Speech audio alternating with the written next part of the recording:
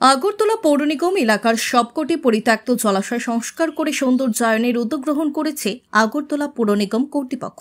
এই কর্মসূচির অঙ্গ হিসেবে ১৪ নম্বর ওয়ার্ডের রঞ্জিতনগর এলাকায় পরিত্যক্ত জলাশয় সংস্কার করার লক্ষ্যে আজ শিলান্যাস করেন মেয়র দীপক মজুমদার। শিলান্যাস অনুষ্ঠানে বক্তব্য রাখতে গিয়ে মেয়র বলেন, পৌর নিগমের ক্ষমতায় আসার আগে পৌর নিগম এলাকার জনগণকে প্রতিশ্রুতি দেওয়া হয়েছিল পুরো এলাকার সবকটি পরিত্যক্ত জলাশয় সংস্কার করে সেগুলি ব্যবহার করার উপযোগী করে তোলা হবে।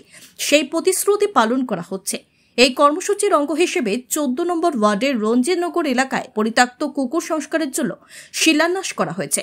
পুকুরটি সংস্কার করে জনগণের ব্যবহারের উপযোগী করে তোলা হবে বলে তিনি জানান।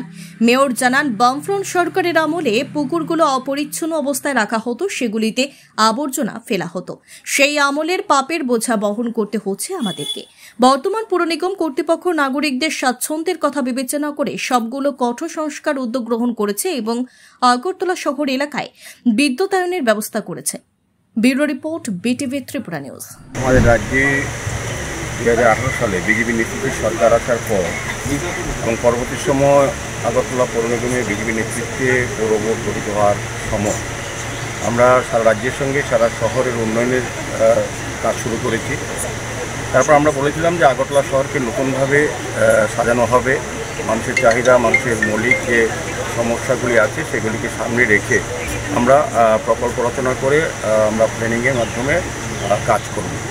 আর এই অঙ্গ হিসেবে আমি বলব যে আগরতলা শহরে রাস্তা, ড্রেন, নিকাশি ব্যবস্থা, আলোর ব্যবস্থা সমস্ত কিছুর পাশাপাশি যে সকল পুকুরগুলি দীর্ঘদিন ধরে বাম জামানায় যারা দায়িত্বে ছিলেন পৌর নিগম এবং সরকারে, তারা এই পুকুরগুলিকে সংস্কার করেননি এবং সংস্কার না হওয়াতে এলাকায় পরিবেশ দূষণ হচ্ছিল, মশারও ক্ষতি হচ্ছিল এবং এটা যথেষ্ট ডাম্পিং ইয়ার্ড হিসেবে, আবর্জনার জায়গা হিসেবে ব্যবহার করা হচ্ছে।